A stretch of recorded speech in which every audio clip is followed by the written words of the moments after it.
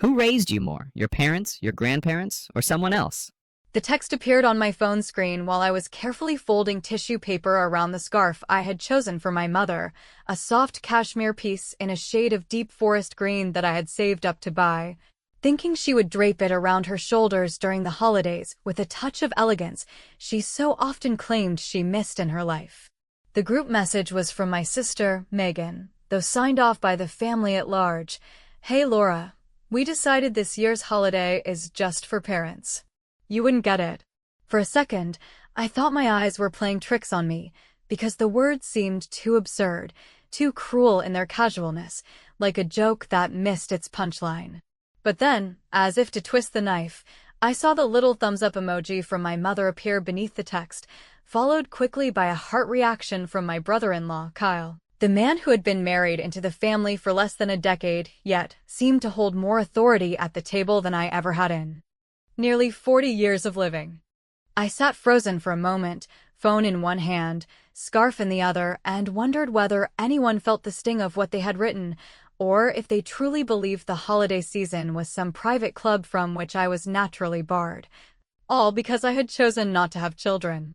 The irony was unbearable. For years I had been the one they leaned on, the one who picked up groceries when Mom sprained her ankle, the one who covered half of Megan's rent when she and Kyle were finding their financial footing, the one who drove Dad to the cardiologist when nobody else could take off work. Apparently none of that counted when December rolled around and the family decided only parents were capable of understanding real traditions. I tried to laugh, but it came out flat, hollow, bitter. The truth was, my laugh didn't matter. What mattered was that familiar, creeping humiliation curling in my stomach, the same one I had carried through years of family dinners where the questions about when I would finally settle down had been tossed like grenades across the table, meant to explode under my chair while everyone else leaned back to enjoy the show. Now, instead of questions, they had delivered the verdict outright. I wasn't welcome. I wasn't necessary. I wasn't one of them. I typed out a response, deleted it, typed again, and erased it once more. Every version of my anger seemed too small compared to the depth of their casual dismissal. They wanted me to sulk, to feel left behind, to stew in silence while they carved turkey and posed for photos in matching sweaters. That image alone, my sister's kids grinning with sticky candy cane fingers while Megan looked smug and satisfied, was enough to push me toward a decision I hadn't even known I was making until my body moved before my brain had time to weigh the consequences. I zipped my suitcase. The sound was sharp, deliberate, almost theatrical, and in that single motion I felt the first spark of satisfaction I had felt in months. If they wanted to exclude me, fine. Let them. But I would not be sitting in my apartment eating takeout under the glow of a single string of lights while scrolling through their curated joy on social media. No, I would take that exclusion and twist it into something they would never see coming. The plan wasn't even fully formed, yet my hands were already pulling dresses from the closet, slipping my best heels into the bag, and tossing in the kind of perfume I only wore when I wanted to make an impression. I didn't stop to calculate the cost or weigh the practicality, because practicality had been the cage they had always shoved me into be the sensible one, the reliable one, the one who sacrifices. For once, I wanted to be reckless. For once, I wanted to make a statement. As the scarf from my mother lay abandoned on the coffee table, still half-wrapped, I opened my laptop and began scrolling through resort listings, not for cabins or budget hotels, but for places that promised luxury, indulgence, and views meant to be photographed at angles that screamed, "I am living a life you cannot touch." And when I found the perfect one, an all-inclusive mountain resort with a spa, gourmet dining, and suites that looked like something from a glossy magazine, I didn't hesitate. I booked it on the spot, using every last point I had saved from years of business trips. I didn't tell them. I didn't respond to the group text. I simply slid my phone into the side pocket of my bag, locked the door behind me, and walked out into the cold December air with a smile that felt strange on my lips, like I was meeting a part of myself that had been waiting patiently for years to be invited to the surface. On the drive to the resort, The radio played endless Christmas songs, and I found myself laughing at the irony of lyrics about family togetherness, because for the first time in my adult life, I was driving away from mine on purpose, and instead of sadness, I felt a dangerous, intoxicating thrill. They thought they had pushed me down, but I was already imagining the look on their faces when they realized what I had done. And when I pulled up to the grand entrance, valet waiting, champagne glasses sparkling behind the frosted lobby windows, I knew this was only the beginning. Because the best part of revenge is not the act itself, it is the moment before anyone else realizes it has begun. The lobby smelled like pine and something warm and buttery from the pastry case, and while the concierge confirmed my reservation with the kind of practiced smile that tells you your day is about to be handled like fine glass, I watched my reflection in the black marble column and realized that the expression on my face had shifted from brittle amusement to a steady, contained calm that felt more dangerous than anything I had ever shown my family at a dinner table where laughter always had an edge. The clerk leaned in and said they had a complimentary upgrade available if I did not mind a higher floor, and I told him that being above it all sounded exactly right this season, which made him laugh and slide over a key card tucked in a small leather holder like it was a secret I had earned. The suite had walls of glass that cut the mountains into geometric shapes and scattered the last light across the river, and when I stepped out onto the balcony, the wind hit hard enough to sting but not enough to push me back inside, and I thought how often I had allowed softer breezes to send me retreating, how often I had folded myself to fit a table where the seat offered came with conditions. Inside, a silver bucket hugged a small bottle of sparkling wine, and a card in looping script welcomed me by name, which felt almost like an apology from the universe for every time I had been introduced as an afterthought. I set my bag down, changed into the robe that felt like being forgiven for something I did not do, and poured a glass with the precision of a ritual, then took the shot I knew I would post. Feet on the balcony rail, skyline bending in twilight. Glass held low enough that the view did not lose its voice, and a caption that sounded light but landed heavy, something like grateful for traditions that include me, which I sent to my close friends and, with the deliberate care of a surgeon, to the Family Threads shared album where every school picture and pumpkin patch triumph had lived since my sister discovered cloud storage. The reaction was immediate, not even the decent pause that suggests someone considered silence and failed. The family group lit like a switchboard from a black and white movie, first from Mom with the careful reprimand she likes to dress as concern, asking where I was because Aunt Carol said she saw a photo that could not possibly be from my window, then Megan with the crisp tone she reserves for me when she is being efficient with her disdain, reminding me that it was tacky to broadcast loneliness when some people were busy building memories for their children. And finally Kyle with a brave attempt at humor about how room service would not hold my hand when the power went out, which was his way of telling me I was childish without saying the word and risking the rumor that he bullies women. I let them stack their messages like firewood while I ordered dinner, something with roasted pears and a ridiculous cheese I could not pronounce without the waiter saving me with a nod, and I set my phone on the table like a spectator instead of a leash. When the server lifted the lid in a small ceremony that made the dish look like a gift arriving exactly on time, I took a single, clean photo and sent it privately to my father with a line that said, "I hope you are eating something you actually like," which I wrote because he never does at my sister's house, and while the dots blinked under his name and disappeared again, a feeling rose that had nothing to do with triumph and everything to do with release. As if I had stepped out of a coat I had been wearing so long I thought it was skin. The buzzing accelerated, cousins now, a chorus of faux curiosity that doubles as corrective pressure, and, because I understood the language of our family better than any of them suspected, I chose my reply with the same strategy one uses when I am negotiating a contract and the other side thinks I am grateful for scraps. I wrote that I was fine, that I had used points from old business travel I never asked the family to applaud.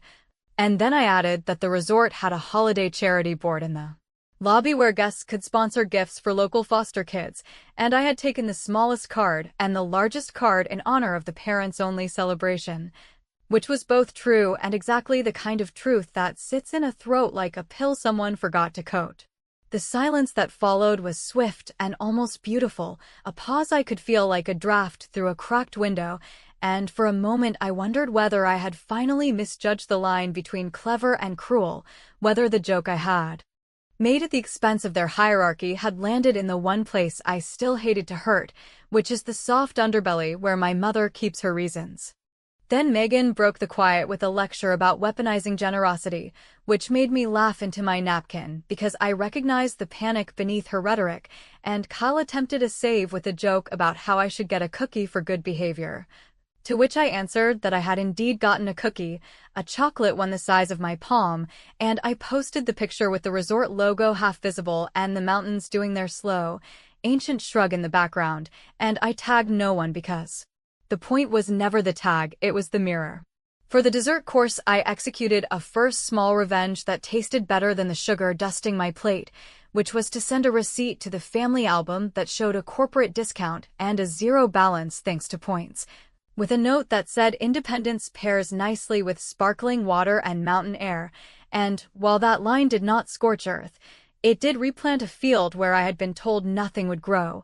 The replies returned rebranded as concern, a familiar pivot where guilt wears a softer coat, and my father finally texted privately that I should not make my mother cry on a holiday, which landed on me with the kind of weight that precedes either collapse or a new stance. I stood at the window, phone in my hand, considering the old reflex that tells me to apologize for making a scene even when the scene was written by someone else.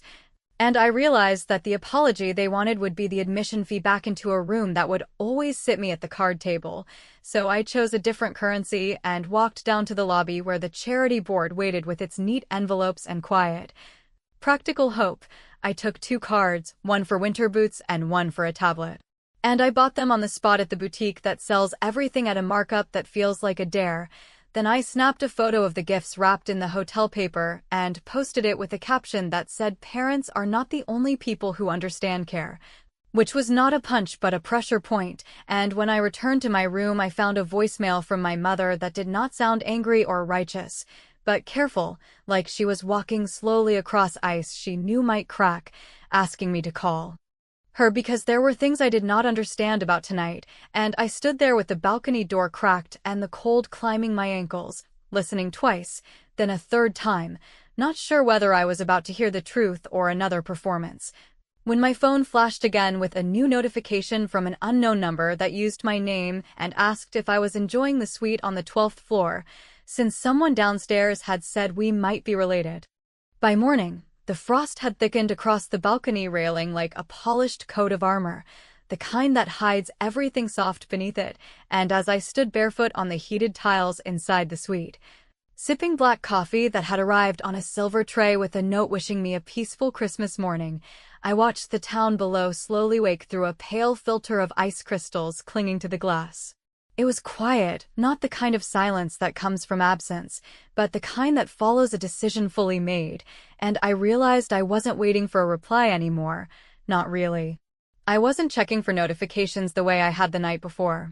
What I wanted now was different.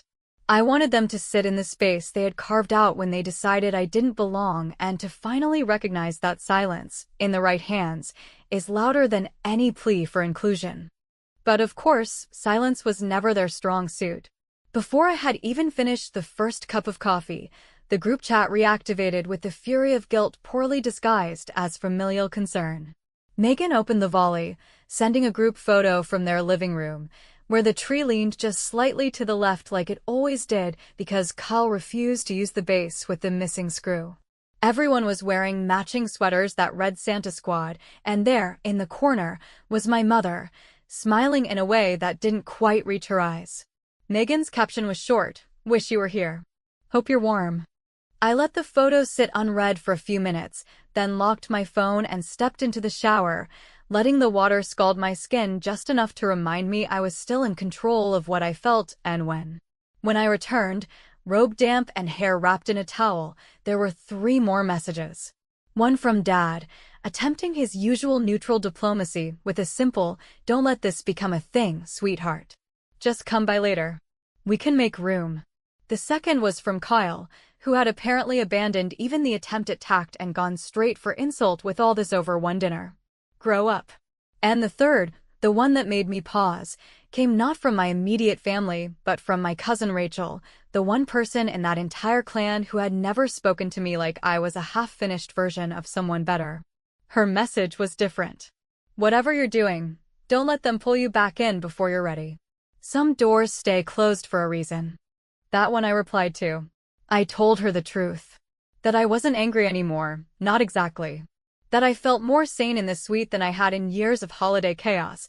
That I finally understood the weight of being the outsider not as a curse, but as a choice. She typed back immediately. Then don't just stay out. Make it count. And maybe that's what gave me the idea. Because up until that moment, this had all been reactive. Me escaping. Me proving a point by absence. But something shifted in me after Rachel's message. I realized that leaving was one kind of power, but staying gone loudly was another altogether. So I sat down at the little desk in the corner of the suite, opened my laptop, and began crafting a different kind of gift. I pulled up the family album again, the one Megan managed with the same precision she once used on her wedding spreadsheets, and started uploading my own photos. Not just the balcony views and the glittering tree in the hotel lobby, but the dinner. The wrapped charity gifts, the handwritten card I had left at the donation bin that read from someone who understands giving, with or without children. But I didn't stop there. I added captions, not bitter, not mocking, just true. One photo showed my hand holding a glass of champagne. The caption read, "Turns out peace is the best holiday tradition." Another, a close-up of the suite's fireplace, was tagged, "Sometimes warmth comes from walking away." They weren't daggers, but they were sharp enough to draw blood if someone read them honestly. Which, of course, no one in my family ever did. At least, not at first. The comments trickled in. First, polite. Then confused. Then irritated. Megan asked why I was posting like an influencer, and Kyle jumped in with a sarcastic quip about how vacations don't equal values. But when I posted a final shot me on a sleigh ride, bundled in a hotel scarf, laughing with the driver who had told me stories about past guests who came here to escape everything, they fell silent again. That silence didn't last long, but it was delicious while it did. By afternoon, my mother sent another voicemail. Her voice trembled in that rehearsed way she used when she wanted to sound broken without ever admitting guilt. "I don't know why you're doing this," she said. "We just thought it might be easier this year. That you wouldn't feel left out if it was just parents. But maybe we made a mistake." It was the closest she had come to admitting fault in years, and yet even in that moment, she couldn't say it plainly. I didn't return the call. Instead, I called the front desk and booked an extra night. Let them sit in it one more day. Let them wonder if the version of me they thought would cry quietly into a carton of lo mein had finally evolved into someone they could no longer manage, no longer manipulate with a sigh or a guilt trip or the promise of a seat that always came with terms. Let them question whether their favorite scapegoat had stopped playing. Because sometimes the most satisfying kind of revenge doesn't scream. Sometimes it simply vanishes from the script and leaves the audience wondering whether they missed something important. Something permanent. The snow began falling sometime after midnight, not in the chaotic bursts of a storm, but in a slow, deliberate descent that blanketed the balcony in silence, so complete it felt almost ceremonial. As though the sky itself had decided to cover every trace of yesterday and offer me a clean slate to finish what I had started. I stood by the window, fingers wrapped around a fresh cup of peppermint tea, watching the resort staff shovel walkways with practiced calm, their breath rising in quiet clouds that disappeared before they could settle. The lights on the trees in the courtyard below blinked steadily, their colors muted by the thickening frost, and for a brief moment I wondered what kind of holiday morning Megan and Kyle were having, whether the kids were whining about something not being fair, whether someone burned the casserole again, whether my name had come up at all between the tearing of wrapping paper and the performative toasts that always managed to end in some comment about tradition. But then my phone vibrated, pulling me back, and I saw the notification not from the family group chat, which had been oddly quiet since my last post, but from Instagram, a message from someone I hadn't spoken to in years. A former colleague named Nadia who had stumbled on my latest photo and messaged, "God, Laura. That view. That vibe. I hope they know what they're missing." There was no context, no need for it. She didn't have to say who they were. That part was obvious. And somehow, that message hit harder than anything my sister or mother had sent over the last 2 days, because it came without any obligation, without history. It came from someone who saw the image, read between the lines, and understood that the view wasn't the point, it was the aftermath of a decision.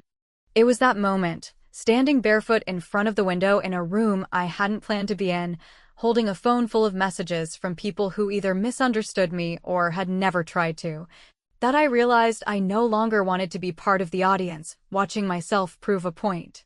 I wanted to close the loop. I wanted to be done.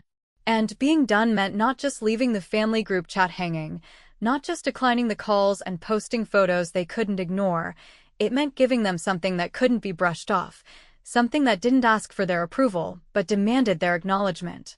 So I opened my laptop and began typing, not a long letter, not a confrontation, but a message built with surgical precision. I addressed it to the entire group: Mom, Dad, Megan, Kyle, even the cousins who had stayed politely neutral while still managing to echo Megan's tone in every "hope you're okay" text. I started by thanking them. Not sarcastically, but sincerely. I thanked them for making it so clear this year who I was to them and who I was not. I thanked them for giving me the opportunity to rediscover my own boundaries. I wrote that I would not be attending any future holidays unless I was invited as a full participant, not a footnote or a last-minute afterthought. I wrote that I was not angry, because I wasn't, not anymore, but that I was done pretending inclusion meant belonging. And then I ended with a single line, one that made my hand pause over the keyboard before I hit send. I don't need you to apologize. I just need you to stop expecting me to forget. I didn't wait for responses. I closed the laptop, slid it back into my bag, and went downstairs to join a group snowshoe hike the concierge had mentioned during check-in. The guide was a soft-spoken man in his 60s named Jim, who handed me a pair of boots and asked if I'd ever walked in silence with a dozen strangers who had nothing to prove. I smiled and said no, but it sounded like something I could get used to. For 2 hours, we trekked through snow-covered trails that wound through quiet trees, and with each step, I felt something loosening in my chest, not grief exactly, but the weight of always trying to explain myself to people who had never listened.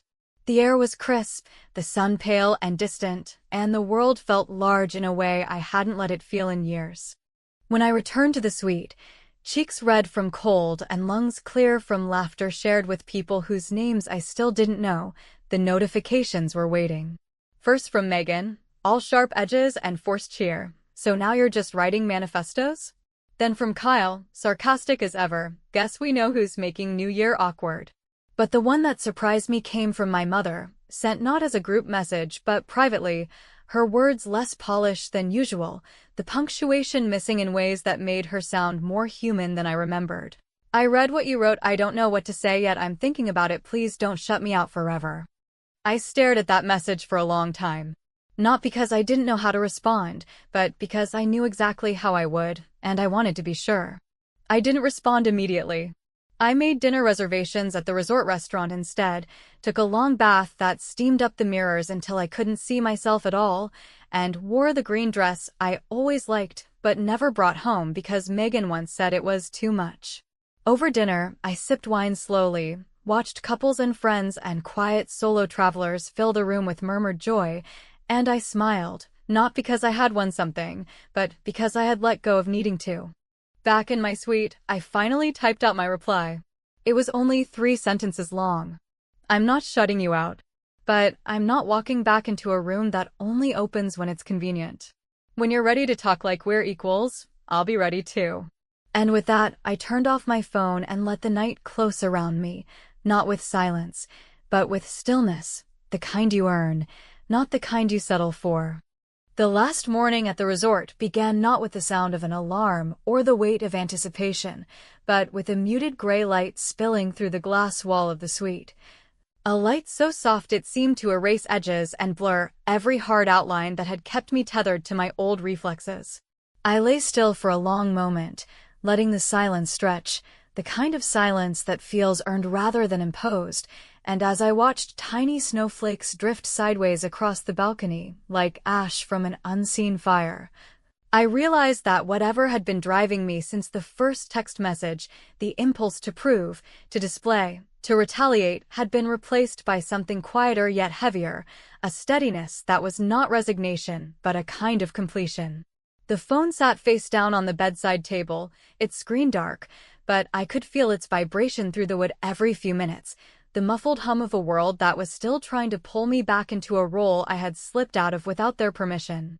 When I finally turned it over, the flood of messages was almost theatrical in its variety. Megan had shifted from sarcastic to conciliatory, offering vague apologies couched in phrases like "we didn't mean it like that" and "family traditions can be hard to navigate." Kyle had gone silent after a last, clumsy attempt at humor, a meme about siblings who go rogue that felt more like a white flag than a jab.